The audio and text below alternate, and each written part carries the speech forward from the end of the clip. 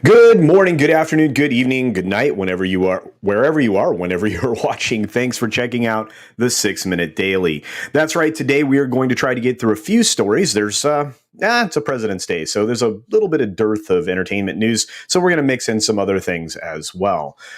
First and foremost, we're going to start with a little bit of a controversy, something that I don't know makes a lot of sense. And we're starting to see more and more of that in not just Hollywood and entertainment, but pretty much at studios, and now publicly funded institutions are paying for some ridiculous stuff. For example, the BBC and PBS board BBC Studios' Greta Thunberg documentary series. That's right, she's getting a climate series that you're paying for, whether you're here in the United States or you're across the pond. To a certain extent, your public broadcasting dollars are paying for this. Now, PBS in the United States isn't funded the same way the BBC is, where you're actually forced to pay for it. But, there's still some public money that goes into it, not nearly as much as there used to be. Although I imagine that will change under the new regime that happens to, occupy the White House and the Senate and the House of Representatives. But all of that being said, this series is all about, this 18-year-old's climate change journey that we all know is staged. So the BBC and PBS have boarded a previously announced BBC Studios documentary series on climate change with superstar Greta Thunberg. She's a superstar, guys. The two broadcasters will co-produce the three-part series, Greta Thunberg, A Year to Change the World, which is crap. Of course, that's the working title, which follows the 18-year-old activist on her climate crusade and features a chorus of experts laying out the science behind her mission. Well, good luck to them. Moving right along to story number 2 for the day, we have Minneapolis spending $6.4 million to hire more police officers.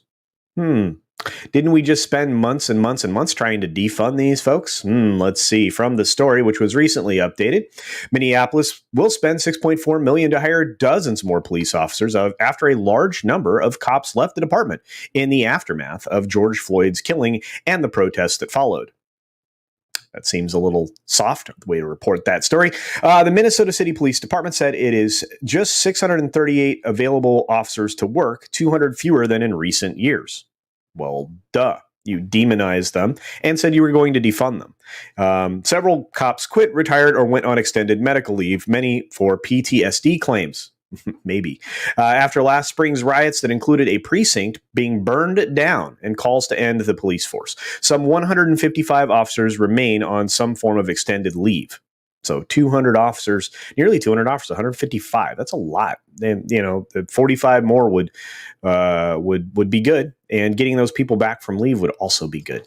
But I find this kind of odd. Of course, since those protests and everything else, many residents have urged the city to hire more cops, saying they're waiting longer for responses to 911 calls amid the surge of violent crime.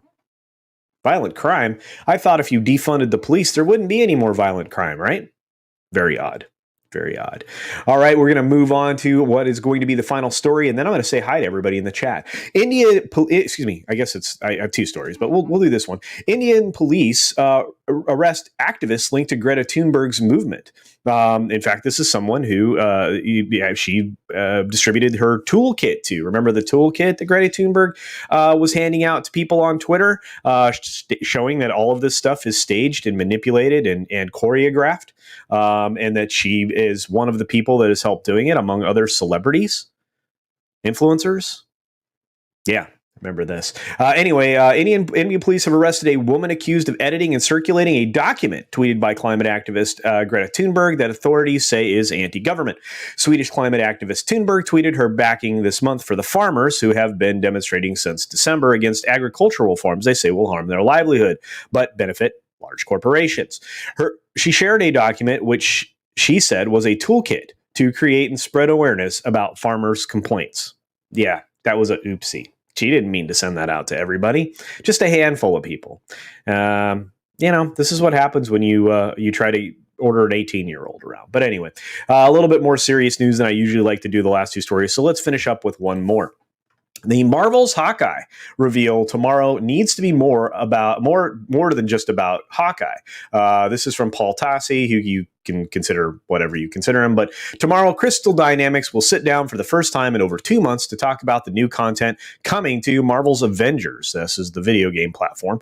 If Hawkeye's update is anything like Kate Bishop's, it should be pretty sizable. Well, they need it because people are walking away from this game. So that's it for the stories for today. I want to say thank you to Roger Haynes for the $1.99 super sticker, which is a thumbs up. I appreciate that. Thank you, Terry Rose, for showing up on this President's Day and reminding everybody what a great day this can be. Darius Munchausen, thank you. Captain Trek, thank you.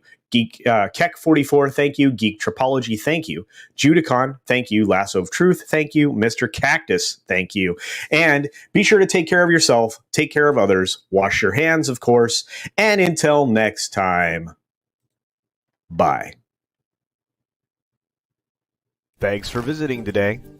Be sure you're subscribed and hit that for alerts. Yay! Of course, like and share all of the videos that you can, as it helps with the algorithm. Have a great day.